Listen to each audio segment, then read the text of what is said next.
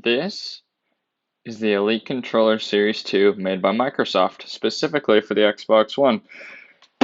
That was a little duplication of Doug Moreau.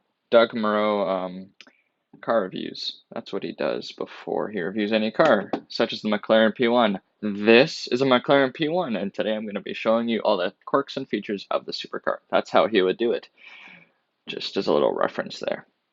Anyway, I thought I would review this after I purchased it from Best Buy for around 250 MSRP. That was with taxes. I got no warranty because I'm a broke little teenager. What we got here, he's got a nice little case. Feels just about the same as the Series 1. I have the Series 1, my brother has it upstairs. I just gave it to him as a hand-me-down. It's a worn and torn. I was going to use it for comparison, but unfortunately, I don't want to bug him right now. So what we got is a Eite Controller Series 2, and its case comes with a plug charger, more specifically. It's not a micro USB like it usually is. Instead, it is a, sorry, I was just looking at it. If my camera will focus here, I just gotta tap on my screen. It is an oval shaped, very, very, very, very flat oval. It's not even an oval, it's just like a horizontally shaped thingy. Anyway, it fits much better into the controller than a micro USB would. But unfortunately, you cannot use this for anything else because, well, it's not a micro USB. So anyway, if I plug it in here, so it's in, I'm just gonna push, and it slides in beautifully, snug, no wiggles. Well, a very, very minute amount, but it feels amazing. You can slide it in both ways, this or that, so you don't have this stupid, actually, I was going to refer to the Apple version of charging, the lightning cable, but it's identically the same, just a different, charger. Can fit both ways, but Apple, your chargers are bogus and they wear out a lot faster and you charge a lot more for getting a new one, which I don't like you for. Anyway, some similarities between the Elite Controller Series 2 and the 1. Well, for one, the case, the joysticks here, the D-pads, except this one is not silver. This one's more of a black color. Same with this one, it's not completely gray or white, sorry. The Series 1 had a white. This one is a more of a shade darker gray on the top with that finish. Now well, I'm actually going to do similarities first. As you can see, the joysticks. This is completely new to the Series 2. So yeah, really the only similarities are that the replaceable joysticks. Well, the grip, a different design on the Series 2, but we'll get to that later. The paddles, there's some trigger locks there, as you can see. And done for the similarities, that's all I could really see in this little look through. But the improvements, as you can see, the dock, that dock is super awesome. You just go like this, magnetic. It has just enough oomph for you to know that your controller is locked in the dock. And what is locked, you can see a little input thing here. If you flip it around, you can see a little hole there. What you can do is have your cable. It's a buttload long, well, it's a very, very, very long cord. So you could have it, use your imagination. But put your controller down, it charges. This little doohickey lights up, that little hole in the center there, it lights up. To charge, it's amazing. So that's for the charging. Another thing about the battery, it's a very long-lasting battery, probably double the one from the previous generation. Microsoft made sure to add that it has a prolonged battery life. For the triggers, just as I was pushing on one there, it has some grips on there. That one didn't have anything on the Series 1. I love doing that. By the way, we take it off. It has a little screw there. It's adjustable tension. Yeah, tongue twister. Anyway, you can use this tool clockwise for tightening, counterclockwise for loosening. Loosening just makes it so you can move the joystick more freely, and the other way makes it more harder to turn. in my opinion. It gives it a more premium feel, like you're actually moving something. Another thing to note, the feel of the controller is super premium. It feels a lot, not a lot, it feels slightly heavier. The feel is amazing compared to a regular Xbox controller. It is very, very snug, cozy to my hand. I have sweaty hands, and sometimes, I lose grip on the regular controllers, but this one, the grip absorbs it nicely. I mean, nothing's perfect, so it won't absorb all my sweat. I still have to rub it on my pants, but this grip is really, really, really nice. It's nice and premium, but not the best in the world. Microsoft still wants to save some sort of money. The grip security on the lines there, as you can see, I just bought it, so it's not going to be any wear and tear right now, but it feels really good. Now for the paddles. These paddles, sorry, I don't have my other controller, so I can't really compare, but this top paddle used to be more fat like that. So it would be going into the mid-range of where the notch is now. It could be more up there.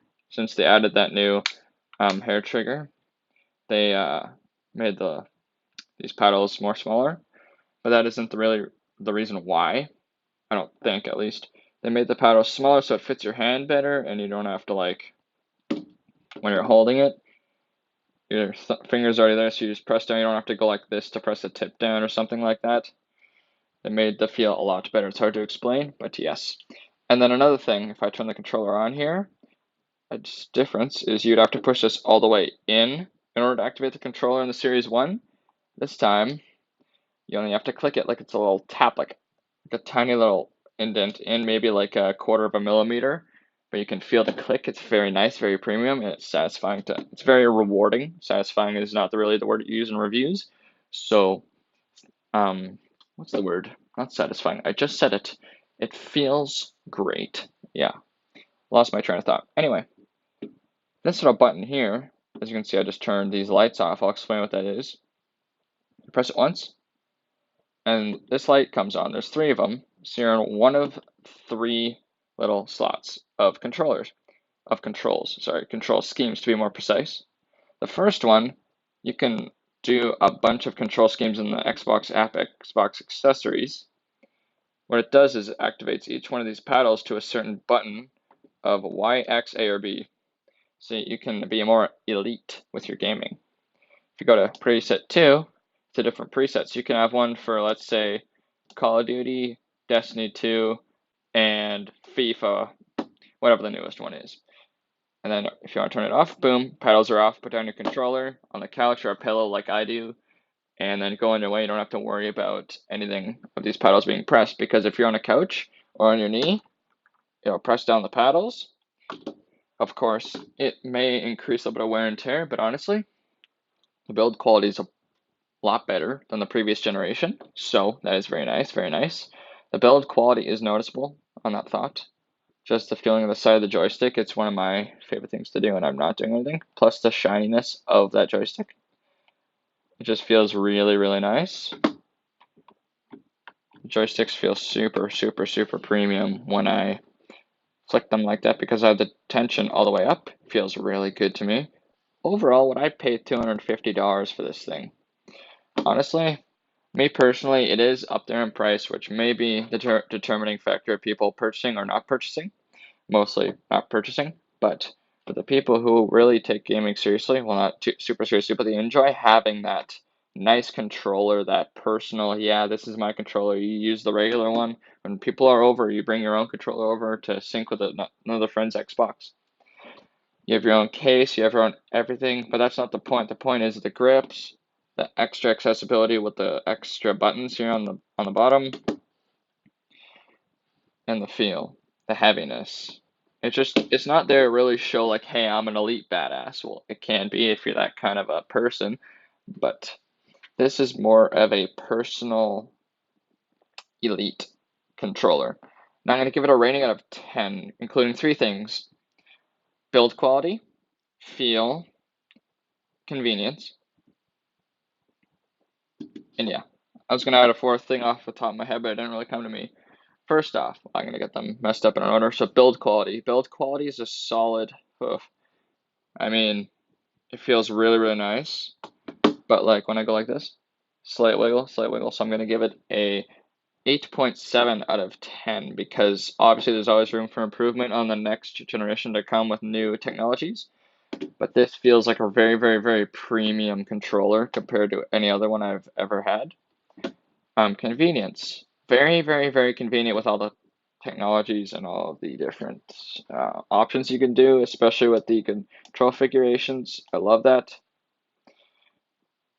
And the hair triggers also come into that account. The convenience mostly comes in with the charging. You plug your controller in, boom, it's out of the way, close the case, off you go.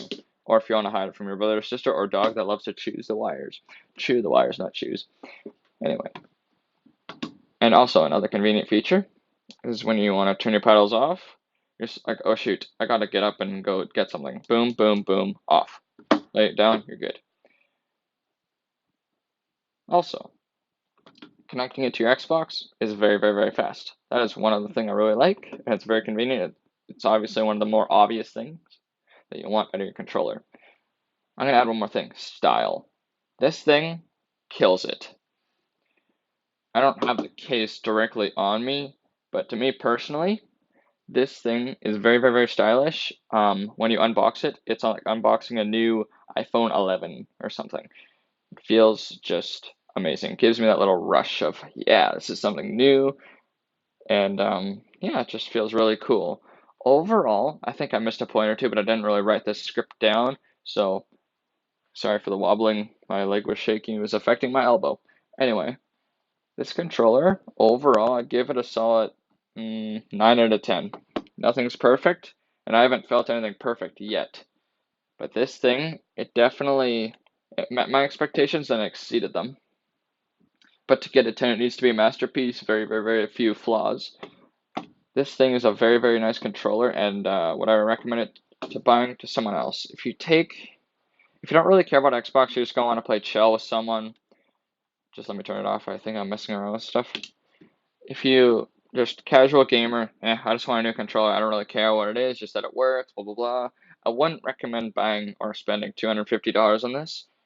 But if you enjoy having that competitive edge, having all that good feel, not well good feel obviously, but like having the taller joysticks, the improved build quality, the paddles, all the different things, and you want just like the keyboard of all controllers.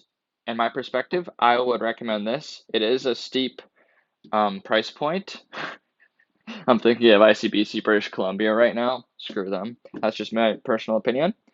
But this thing is definitely a steep price point. But to anyone who wants that elite, that controller, that keyboard of all controllers that feel the really, really, really amazing controller, I would recommend to buy this. Of course, be smart with your money. But yeah, it is a really neat controller. Also, mine was my Series 1 was very, very, very worn down, so I wanted to get a new one, and I figured why not go big or go home, right? So yeah, went to Best Buy and got this. Very, very nice staff at my Best Buy in Abbotsford here. Hopefully you enjoyed the video. You know, like or subscribe. I don't really know. My objective here is just to show people that hey, this is a cool product, and this is what I would recommend, and this is what's cool about it in my experience and my opinions. So hopefully my perspective was, you know, in the reviewing state of mind. And I would appreciate the comments of saying, hey, do this better, do that better. Obviously, I don't have any, well, it's not obvious, but I don't really have my own computer to edit with. I don't really know how to edit. So I'm just doing a raw video. Sorry, it's 15 minutes. It's quite long for a review, but if you enjoyed, let me know. If there's anything you want me to improve on, let me know. And yeah, see you in the next one. Toodles!